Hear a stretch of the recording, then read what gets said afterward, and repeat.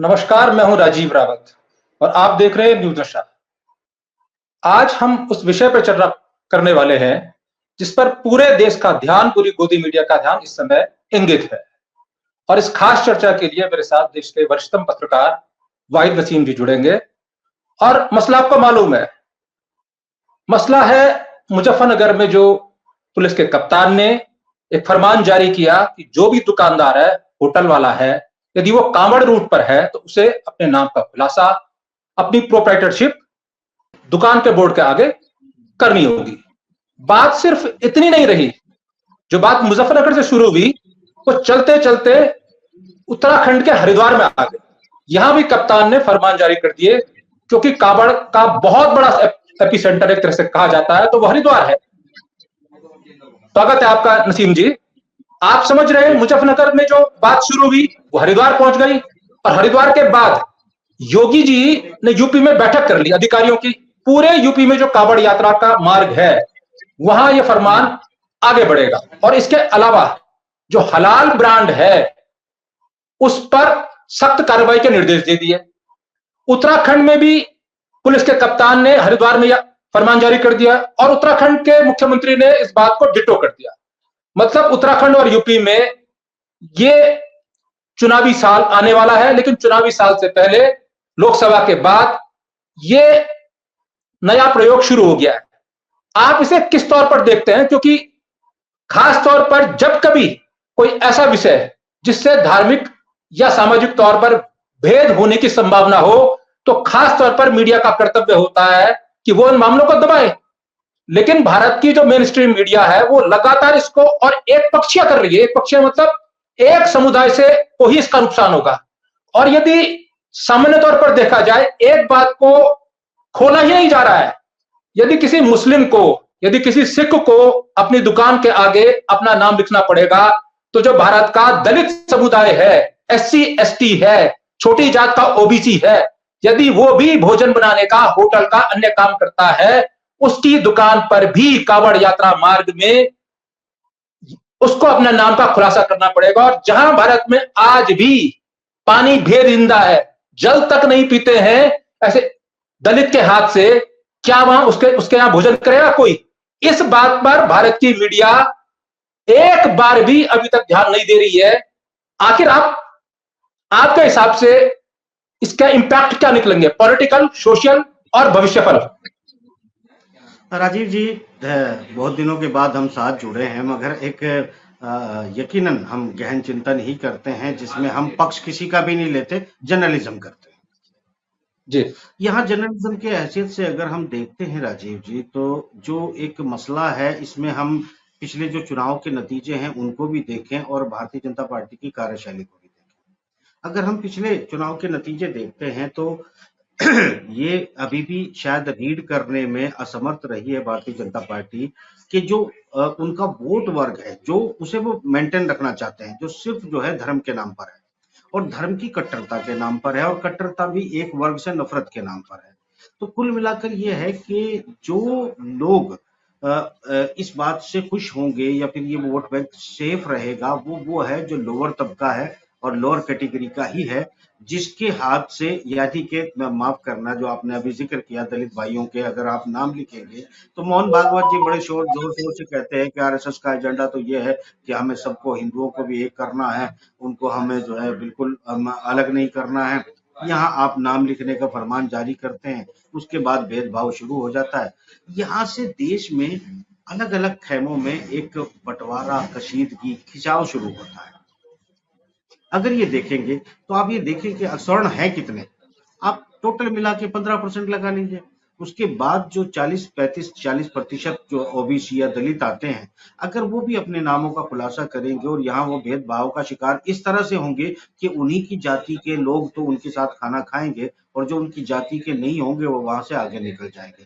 तो इस देश में ऊंच नीच के जो पैरामीटर्स है, जिसे आरएसएस कहती है कि हम खत्म करना चाहते हैं, क्या वो इतना बड़ा झूठ है कि जो योगी जी हैं और आपके धामी जी हैं वो इस फरमान को बिल्कुल क्लियर कर देते हैं कि सिर्फ वो एक चेहरा है या दिखावा है, वो सिर्फ चुनाव में वोट इकट्ठा करने के लिए दलितों की, ओबीसी की और हिंदू एकता की बात की जाती है। दरअसल ऐसा कुछ है नहीं, बात वही है जो वर्ण व्यवस्था या मनुस्मृति हम लागू करना चाहते हैं, उसी तौर पर जाते हैं। सवाल ये उठता है राजीव जी, मैं अगर आप बुरा ना माने तो मनुस्मृति की भी बात अगर मैं कहूँ तो वो मेरे ख्याल से एक हल्की रह जाएगी, क्योंकि इससे जो दूरगामी प्रभाव इस देश में पड़ने वाले हैं वो बहुत खतरनाक है। यहाँ ये बस समझने के लिए अगर आपकी इजाजत हो तो फिर मुझे जाना पड़ेगा जर्मनी। मतलब अगर आपको जी। लगता है कि क्या मैंने कुछ गलत कहा तो आप बता दें, नहीं तो फिर मैं एक इतिहास बताता हूँ, तो फिर उसके नतीजे आपके सामने खुल के आ जाएंगे। नहीं, आप इतिहास की ओर जाइए, लेकिन जो वर्तमान में जो मेन स्ट्रीम हम्म, मीडिया है वो एक ही विषय उठा रहा है, एक वर्ग, हम्म, मतलब अल्पसंख्यक।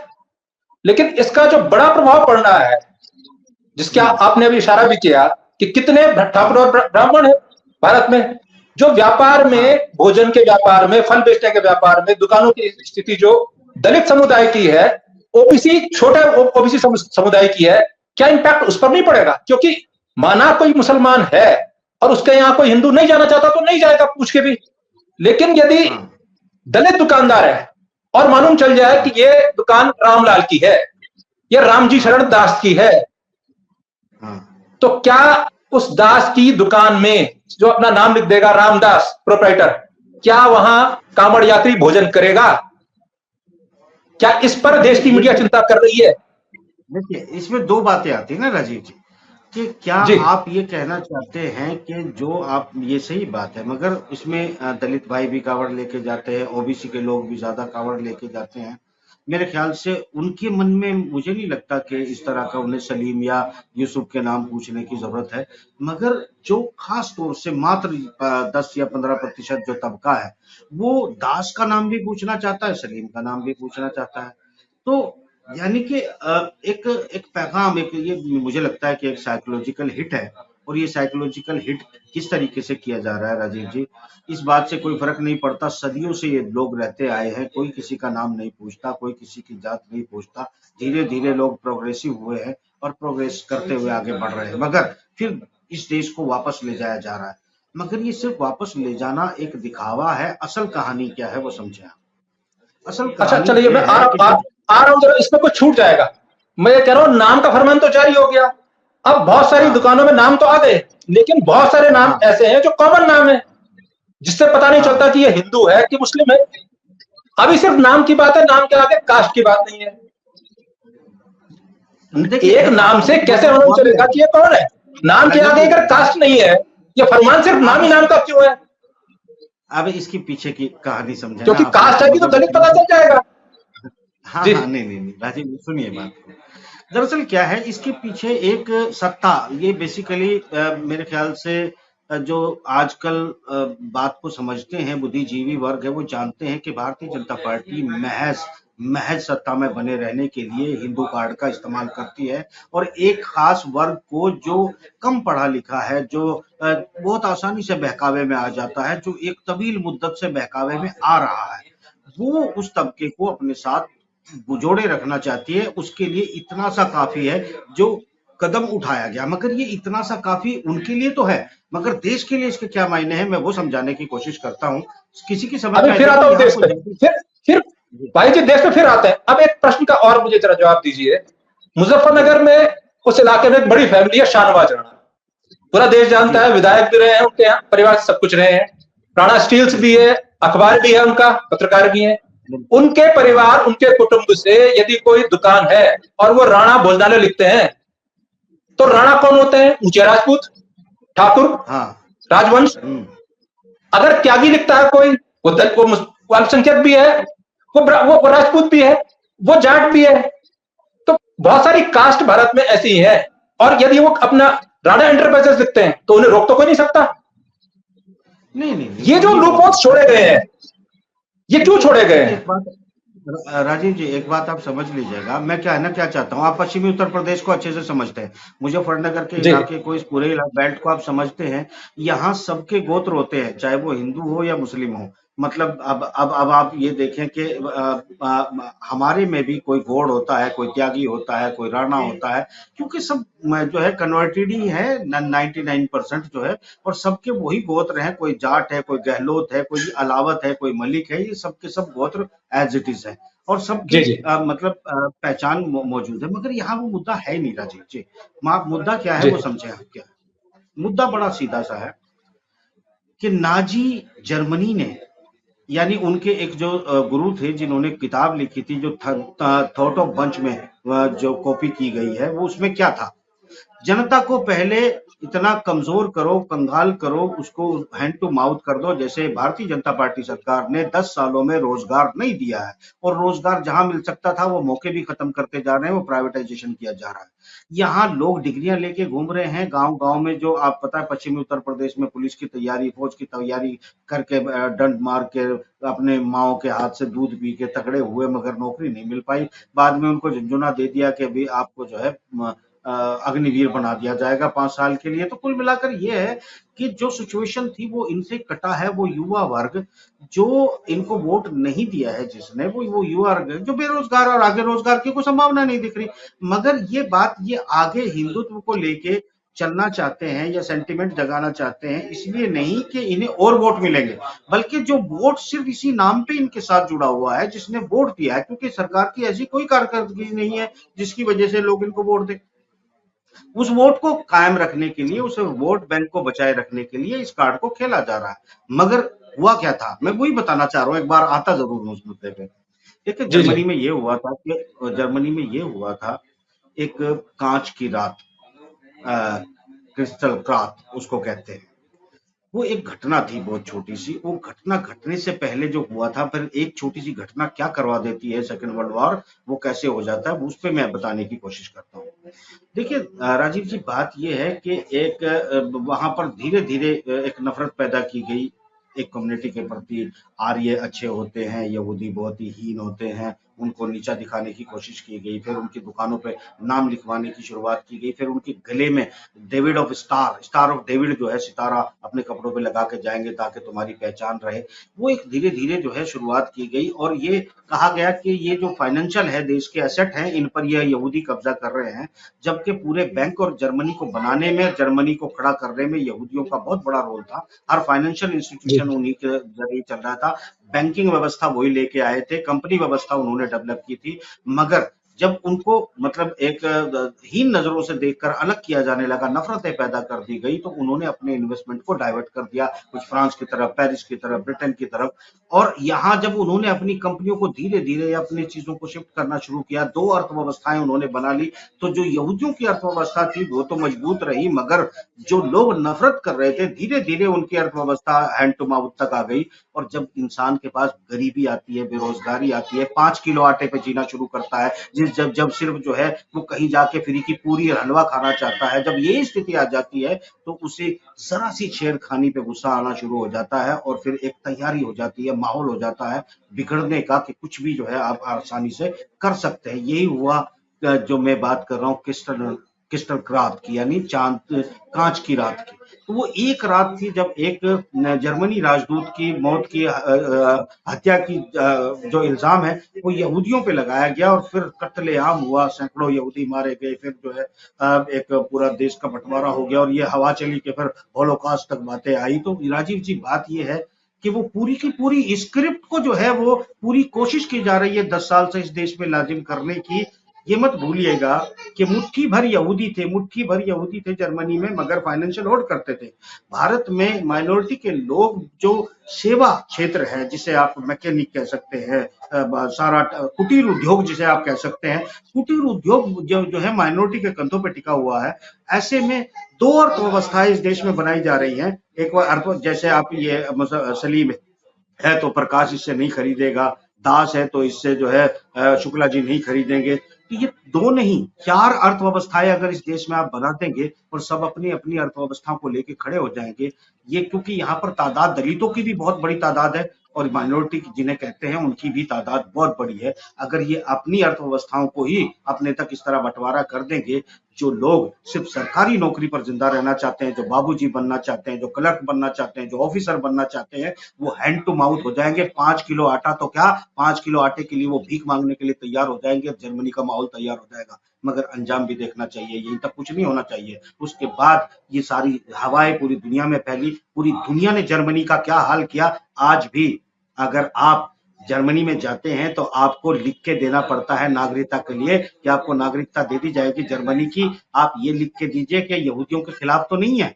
तो आज तक उस लानत मलामत को जर्मनी झेल रहा है। नाजी पार्टी को बैन कर दिया गया, नाजी पार्टी का नाम लेते ही सारी दुनिया में नफरत खड़ी हो जाती है, लोग उनको पसंद नहीं करते, बर्दाश्त नहीं करते। कुल मिला के सैकड़ों साल पीछे जर्मनी चला गया और 4 टुकड़ों में बट गया, बर्लिन की दीवार खींची गई, आज तक उसकी जो प्रताड़ना है वो झेल रहा है।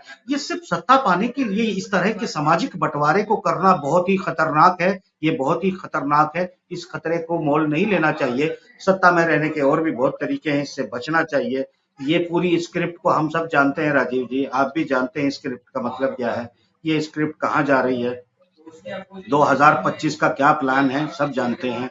जब 100 साल पूरे होंगे आरएसएस की वो क्या चाहती है, सब जानते हैं, सब जानते हैं भाई जी। और अगर यदि ये अचानक मुजफ्फरनगर के एसपी ने, कप्तान ने ये काम किया, इसमें लगा कि इससे कुछ डिविडेंड्स मिल सकते हैं, इसके कुछ फल मिल सकते हैं, उसको तुरंत ग्रैस्प कर लिया पूरे यूपी ने, और उसके बाद उत्तराखंड में भी ये आरंभ हो गया है। लेकिन क्या इनको ये दिख नहीं रहा है कि इसमें जो एससी समाज है, जो इम्पैक्ट उस पर जाएगा, जो नाराजगी उसकी बढ़ेगी। यदि ये मुस्लिमों को नाराज करके राजनीतिक तौर पर हिंदू समाज को एकत्र करने की बात कर रहे हैं, तो जो हिंदू में जो दलित समाज है और छोटा ओबीसी समाज है, उसकी दुकान मकान पर जो असर पड़ेगा, यदि वो होटल में कहीं काम करता है, बर्तन धुलने का काम करता है, खाना बनाने की नौकरी करता है, उसे हटा दिया जाएगा, इसके अंदर पूछा जाएगा कि खाना कौन बना रहा है, होटल तो राणा जी का है लेकिन खाना कौन बना रहा है। अगर रामदास खाना बना रहा है, उसको नौकरी से हटाया जाएगा, वो बेरोजगार हो जाएंगे। देश का जो दलित जो होटलों में काम करने वाला है, जो बड़ा नुकसान इसका होने वाला है, क्या इनको दिखाई नहीं दे रहा है इससे? नहीं, विनाश काले विपरीत बुद्धि राजीव जी, आप समझिए, आप अयोध्या में चुनाव हार चुके हैं, आप जो है बद्रीनाथ में जो है केदारनाथ में, कहा अभी उत्तराखंड में भी एक आप उपचुनाव हारे हैं, जो एक धार्मिक प्लेस है, वहां पे आप चुनाव हारे हैं, कन्याकुमारी में आप चुनाव हारे हैं। कुल मिला के स्थिति यह है कि अगर आप ये समझते हैं, ये भी जानते हैं इस बात को कि हिंदुत्व का कार्ड जो आगे का वोट बढ़ाना है उसमें काम करने वाला नहीं है। अच्छा, ये मैं सूचना आपके साथ दर्शकों को दे देता हूं, बद्रीनाथ तो हारे ही हैं, लेकिन ऐसा बोलना नहीं चाहिए। मेरी तो दीदी जैसी थी और मेरे बड़ी बहन जैसी थी, और उनका मायका मेरे यहाँ था। केदारनाथ जो धाम है, वहां की जो विधायक थी, उनकी अभी अभी कुछ दिन पूर्व देहांत हो गया है कैंसर से, और केदारनाथ सीट भी रिक्त हो गई है।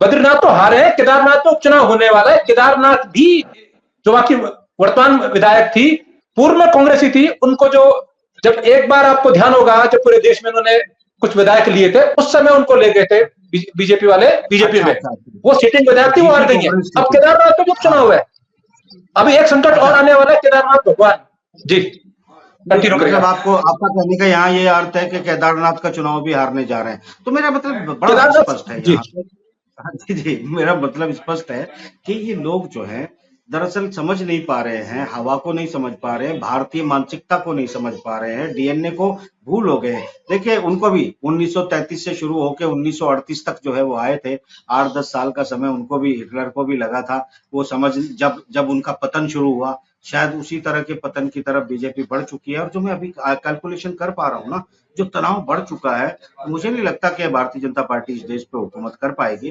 क्योंकि ये जो कर रहे हैं ना, ये सब नब्ज नहीं पकड़ पा रहे हैं। लोगों को रोजगार चाहिए, रोटी चाहिए, ये रोटी छीन के जो हिटलर के गुरु की थ्योरी थी कि हैंड टू माउथ कर दो, लोगों को सोचने का मौका ही ना दो, जब वो गरीब होंगे तो लड़ेंगे भिड़ेंगे और तुम्ही को राज देंगे, वो डर उनमें पैदा होगा, इनसिक्योरिटी पैदा होगी, 5 किलो अनाज के लिए वो मजबूरी में तुमको ही वोट करेंगे। वैसा ही ठीक जो है फार्मूला बीजेपी अपना रही है, ये फेल हो जाएगा, क्योंकि लोकसभा चुनाव बीजेपी हार चुकी है। 240 वोट सीटें उनकी मात्र है, जोड़ तोड़ की सरकार है, यानी जनता ने इस सत्ता को नकार दिया। अब यूपी में जो चल रहा है, यूपी में योगी जी जो करना चाहते हैं, ये योगी जी को बहुत ही मेरे ख्याल से इसलिए उल्टा पड़ेगा कि मुजफ्फरनगर की धरती में आप समझ लीजिएगा कि मुजफ्फरनगर में बीजेपी चुनाव हार चुकी है, और उसके बावजूद जो है वहां की जनता क्या सोच रही है, क्या कह रही है, इनको शायद समझ में नहीं आ रही है बात। अब जिस तरीके से इनका वोट बैंक बढ़ सकता है, वो बढ़ाने के उपाय इनके पास राजीव जी है नहीं। जितना मिनिमम वोट बैंक ये बचाना चाहते हैं वो बचा रहे हैं। आप, क्योंकि मूल रूप से आपका स्थान वही है, आप ज्यादा बेहतर समझते होंगे उत्तर प्रदेश के उस जो हार्ट है, ये वाला हार्ट है इस वाले डिस्कशन का। ये उत्तर प्रदेश में जो 10 सीटों पर उपचुनाव होना है, कहा यह भी जा रहा है 10 सीटों पर हारे तो योगी जी गए, योगी जी का जो एक्सटेंशन है वो तब तक है, और अगर जीत गए तो योगी जी बच गए। अब योगी जी से कर रहे हैं, इसमें दिल्ली और योगी जी मिले हुए हैं। कहा यह भी जा रहा है, देश में भ्रम की स्थिति है कि दिल्ली योगी को हटाना चाह रहा है, योगी इतने पावरफुल है कि उनको हटा नहीं पा रहा है, संघ की बैकिंग है। उन सबके बीच ये नया फरमान, और इन सबके बीच एक और चीज कि यदि इनके समझ में नहीं आ रहा है तो क्या देश की मीडिया के समझ में नहीं आ रहा है कि ये न सिर्फ एक दो धर्मों का इशू है, ये जो बड़ा धर्म है हिंदू, इसमें दलित समुदाय के हित और अहित का इशू भी है। यदि दुकान के आगे उनका नाम होगा तो उनके हित के इश्यूज ज्यादा बड़े हैं, ज्यादा इंपैक्टफुल हैं, बजाय इससे कि हिंदू मुस्लिम। क्योंकि यदि कोई मुसलमान की दुकान में नहीं जाएगा तो नहीं जाएगा, लेकिन जो रामलाल की दुकान में जाता था वो जाएगा कि नहीं जाएगा अब पता नहीं। राजीव जी, एक कड़वा सच सुन लीजिएगा। आप जानते हैं कि पश्चिमी उत्तर प्रदेश में अगर कोई ब्राह्मण या कोई हिंदू भाई किसी मुस्लिम के घर का नहीं खाना चाहता तो उसके घर में मेहमान होता है, मगर वो खाना पंडितों के यहाँ से मंगा के खिला देता है। यहाँ कोई ऐसा विवाद नहीं है कि कोई जो है नाम बदल के दुकानदारी करना चाहता है, क्योंकि इस पश्चिमी उत्तर प्रदेश की बेल्ट को शायद योगी जी समझ नहीं पा रहे हैं, क्योंकि यहाँ पर जमींदार पैसे में, फाइनेंस में, कारोबार में, हर चीज में मुस्लिम और हिंदू भाई जो है वो बराबर का हैसियत रखते हैं, वो बराबर के फाइनेंशियल पोजीशन में है। यहाँ कोई चोरी की दुकानदारी करने की किसी को जरूरत नहीं है, मगर उसके बावजूद भी अगर ये ऐसा करने की बात कर रहे हैं तो इनका नुकसान इनको पूरे देश में होने वाला है, न कि यहाँ होने वाला है। यहाँ दलितों को जब बात ये समझ में आएगी, दलितों को भी ये बात समझ में आएगी कि आज जो कुछ आपको दास और ये सब कुछ लिखवाया जा रहा है तो इसका मतलब मोहन भागवत जी जो झांसा दे रहे हैं वो एक नकली झांसा है, उसमें सच्चाई कुछ भी नहीं है कि यहाँ पर हिंदू हिंदू सब एक हैं, सब अलग हैं, इसलिए आपको अपने नाम भी नोट करने हैं। लेकिन आप इसका इम्पैक्ट तो देखिए, ये बात पासवान के समझ में आ गई। हाँ बिल्कुल बिल्कुल। बिहार में सहयोगी है तो उन्होंने विरोध करना शुरू कर दिया। जो दलितों को, SC ST को का वोट बैंक जिनके पास है भारत में, वो दल जो इनके साथ हैं, तो यह सिर्फ योगी की कुर्सी का सवाल है या इसी सवाल से दिल्ली का तख्त भी हिल सकता है भाई जी? देखिए, तख्त तो हिल चुका है। आपको मैं ये जानकारी देना चाहूंगा राजीव जी कि भारतीय जनता पार्टी अगले 25 साल तक इस देश में अब कभी राज नहीं कर पाएगी, और ये पूरा कार्यकाल भी नहीं कर पाएगी। 2 साल से पहले हो सकता है 1 साल के अंदर। राज भविष्य में क्या करेगी, मैं तो इस राज की बात कर रहा हूं। जिन पार्टियों का वोट बेस दलित है, ये जो नया फरमान है, इस फरमान से दलित वोट बेस वाली पार्टी जैसे कि पासवान जी, बता रहा हूँ, देखिए इसीलिए चली जाएगी क्योंकि इसमें पासवान जो है वो नाराज हो गया है। पासवान के अलावा नीतीश कुमार तो सिर्फ जो है कोई बीजेपी के और अपने हिंदू वोटों से जीत के नहीं आता, मुस्लिम वोट बैंक उसका बहुत बड़ा है, उसके तो MLA और MP भी जीत जाते हैं मुस्लिम। दूसरी बात जो है, चंद्राबाबू नायडू ने तो हज के लिए हज पैकेज दिया है, जो है कब्रिस्तान दिए हैं, मस्जिदों के इमामों की तनख्वाहें बांधी है। ये सारी चीजें अगर ये इनके अलाई के साथ, इतनी ही नफरत के साथ आगे बढ़ेंगे तो इस बार सरकार NDA की है, बीजेपी की नहीं है, ये इसको कैरी नहीं कर पाएंगे। मैं यही कह रहा हूं कि सरकार 1 साल नहीं चल पाएगी।